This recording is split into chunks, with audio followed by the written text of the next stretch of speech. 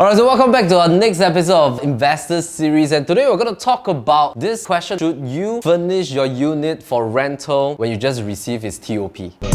Wealth management and Monthly installment at 1.88%. how to select the right property to buy. 1 km. It's 1 km. Yeah, let me check.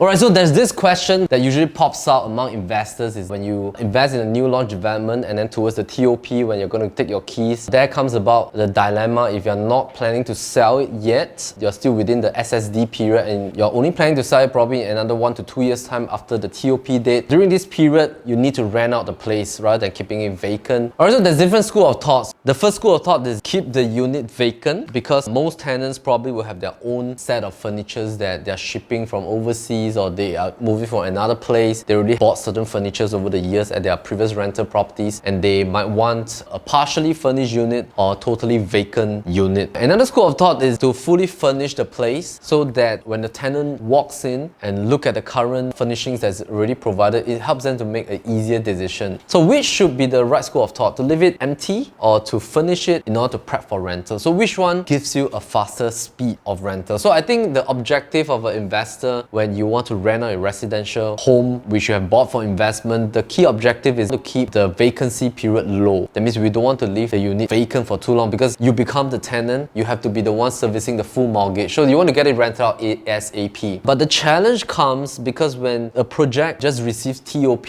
for example, if there's like 500-600 units and let's say there's like a good 30% of the owners wants to rent out, so it means that you have probably close to about 200 different competitors. That would then mean that you need a couple of months to really hit the right time frame to get a suitable tenant. Usually, if you notice, the moment it's going to TOP, the amount of adverts for rental will be so much, and then towards the 6-month mark or the 9-month period, then it will gradually be lessened in terms of the adverts for rental. That is because at the front portion, it takes time for tenants to know that there's this new project that has just TOP. It also needs time for tenants to warm up to this new development. And of course, some tenants, probably they don't want to come in so early because there's going to be noise of renovations going on for some of the units that other owners are actually renovating for own stay and stuff like that. So there's different factors, but I think importantly there are some key strategies that you can use. So for example, like this unit itself, if you look at the B-roll, this unit we actually help all of our clients to select it during the launch period, and when it TOP in year 2017, we actually advise our clients the right strategy in order to be the first to get rented out is to actually dress up the place. By dressing up the place, we mean buying the furnitures, positioning it as a fully furnished rental unit, throwing in some accessories to really make it feel homely, and true enough, it was rented at the first viewing. So this is a 3-bedroom compact model right here in the Jurong Lakeside vicinity, and because of that approach, the unit has very low vacancy period. I still remember when the tenant first walked in, the tenant viewed the place, they saw the actual furnitures being provided, they felt that it's comfortable, the furnitures are suitable for their liking, and with the right furnitures, they can visualize the size of the bedroom. They can also see how does the dining table fit in, and the sofa, the coffee table, the TV console and stuff like that. So that makes the tenant comfortable, number one, and it makes it easier for them to make a decision, which is why they select this unit over the rest of the vacant unit. Now, the key consideration if you want to position your rental unit when it TOPs as a fully furnished one, usually suits smaller units. For example, if it's a 1-bedroom, 2-bedroom or a compact 3-bedroom model, because usually what we notice is that tenants' profile for the smaller units, they tend not to have their own furnitures. Tenants' profile for larger units, for example, 4-bedders or in town area, the larger size units, probably they are a little bit of a more seasoned profile kind of tenants, probably expats that has been staying in Singapore for years, and they might have accumulated their own furnitures, or they might be shipping large furnitures from overseas. So larger units, probably the better approach is to keep it partially furnished or vacant. Smaller units, it might be better to furnish it so that your unit can stand out among the rest of the smaller units. Now we have another unit that was tested and proven